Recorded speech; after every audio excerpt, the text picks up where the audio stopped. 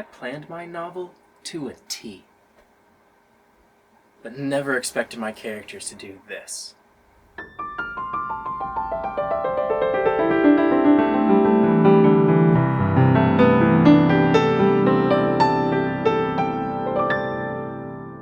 As you could probably tell from the schizophrenic nest of sticky notes behind me, I'm an architect.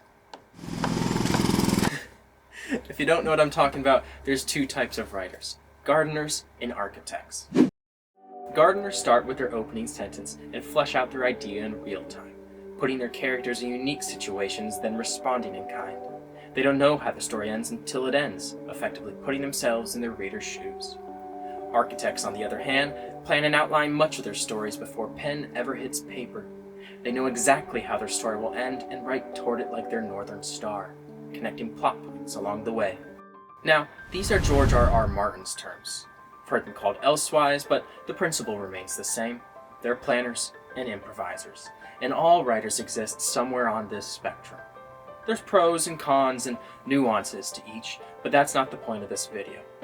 It's just some background knowledge, because I want to talk about the evolution of process, and how process, though we might think of it as a grind, as something perhaps routinely set, consistent, and repeating, is actually a living thing. It grows, it morphs, and it even surprises you. This is the story of how my process and my characters surprised me. As I said, I lean heavily toward the architect side of the scale, as I enjoy planning out my stories in their entirety. I actually spent 2 whole months just sitting in my apartment window, brainstorming my current novel. It started off as a short story idea and then just spiraled from there. Every new thought would set off a chain reaction of the plot, and I frantically collected all this on paper.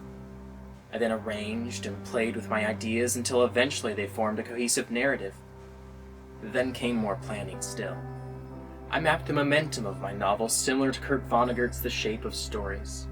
Except, in addition to the protagonist's good and bad luck, I also like to measure my stories in beats and estimated audience reaction.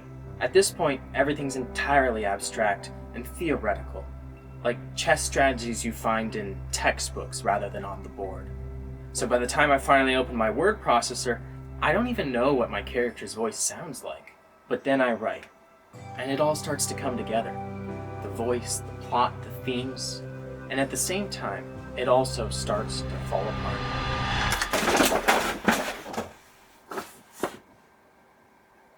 Because as I write, I latch on to intriguing ideas that deviate from all the planning I've done. Some of these I manage to circle back and keep on track per my original intentions, but others get away from me. And it's these latter ideas I indulge most excitedly, because they've always been my favorite part of writing. They keep my novel novel to me. As I dive down rabbit holes and resurface in worlds slightly unfamiliar to me. It's not like they turn my whole story on its head. I still aim toward my northern star. But I do so with the revelation that the grass is now pink, or shadows are more sinister, as things aren't as my character used to think. And that may sound like gardening, and it is, but it's at that point I yield my spontaneity back to my calculated roots. I remeasure, I remap, I shift some passages, cut others entirely, and go back to sow foreshadowing seeds. Near the end of a very long part 1, there was a hole in my story I had not anticipated. My protagonist Sam would have his first real conversations with 2 quasi-mystical side characters of mine, the Caped Man and his theatrical associate. But up to that point, Sam had only ever seen these characters in passing. They were effectively props, abstract forces meant to push forward the plot, and I never fully thought through their backstories or voices, because I'd never planned for Sam to meet these characters in any of my outlines. See, I've been following one of my tangents for many months, and it all pointed to this fateful meeting. I couldn't circumvent the conversation nor entertain alternate endings because, to put it simply, the idea was too good to be anything else. So I got to brainstorming. Who were these prop characters? Why had they done what they'd done thus? And what was their relationship with one another? I wrote backstories for each and tried plugging them into my script, but nothing fit. So then I started contradicting myself. Maybe these characters have no relation at all. No, they just have to. And if that's the case, maybe the problem lies in what I'd written up to this. So I rewrote passages and I tested new tones, but nothing I did lent any hint as to these characters' identities. And this went on for weeks. Now, I never stopped writing during any of this. In fact, I scribbled pages upon pages in my notebooks of dialogue and theories. Ever so often, small revelation befell me, but nothing I could use to really further my script. I'd write and basically throw it all away. Write, throw it all away, repeating this day after day and taking longer and longer walks. And just a side note, I wouldn't call this writer's block. That doesn't exist, except in the minds of dramatists who need something to complain about. Everything you do, everything you consume or think, and the failures upon failures will slowly pull you out of your slump. People like to wait for the perfect conditions to start, and those people wait for an awful long time, if not forever. Rather, it is the unseen, the unglamorous, and uncelebrated efforts that lead to spurts of real progress, even if the flow is only temporary. Anyways, that's what I did. I took the few revelations I had and started researching. And this took another few weeks, which pretty much felt like one big headache, but it all came together in the end. The results were unlike anything I'd foreseen in my story thus, born from the oddest influences. I've been reading Shakespeare and Marcus Aurelius, listening to Kanye and Alan Watts, while researching Charles Manson, cults, and Greek gods.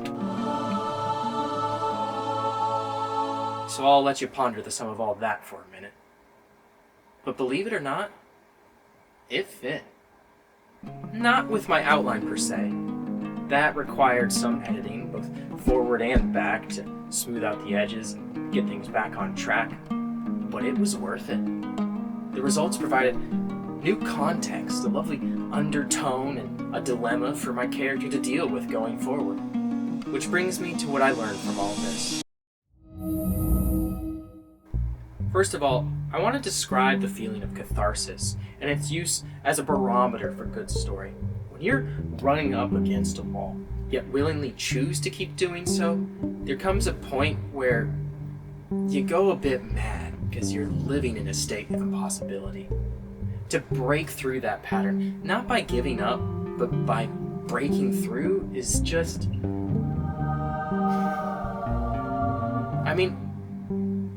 I went back and read all the instances in which the caped man appeared in the background, now knowing his identity, and was just like, fuck yeah! You know? And it is in that relief and triumph, and this is sort of an instinctual thing, but you just know it's right. Everything you've been working on is just...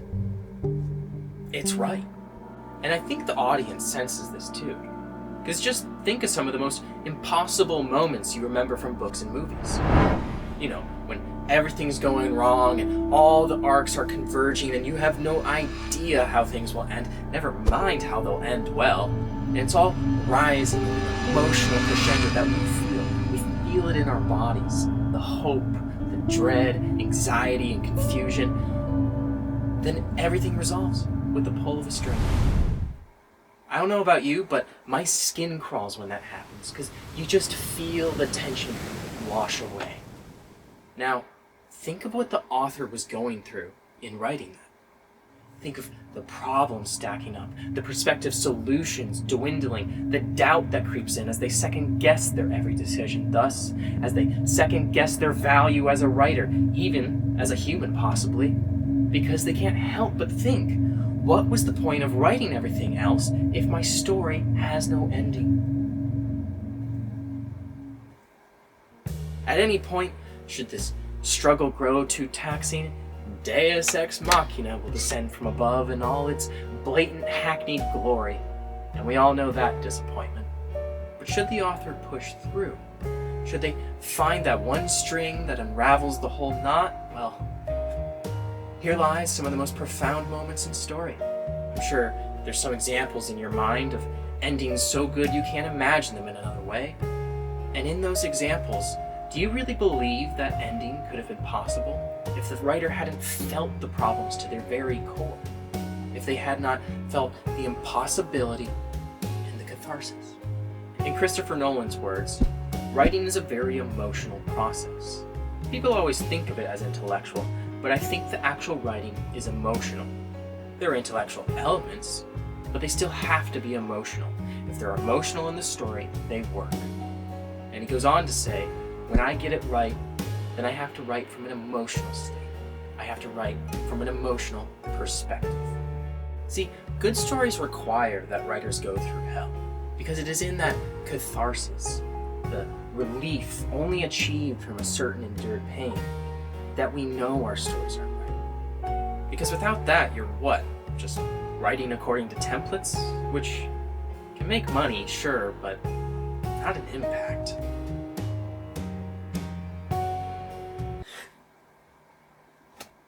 Marvel.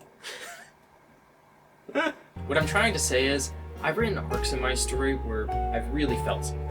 I've endured something, I've conquered something human, and I think people will pick up on that. The Caped Man wrapped up part 1 with what I think was probably the best possible outcome as he set up my protagonist Sam for an even deeper demise in part 2. And I look forward to how I'll address that when I get to it. But this brings me to my next point, and that is the merits of gardening.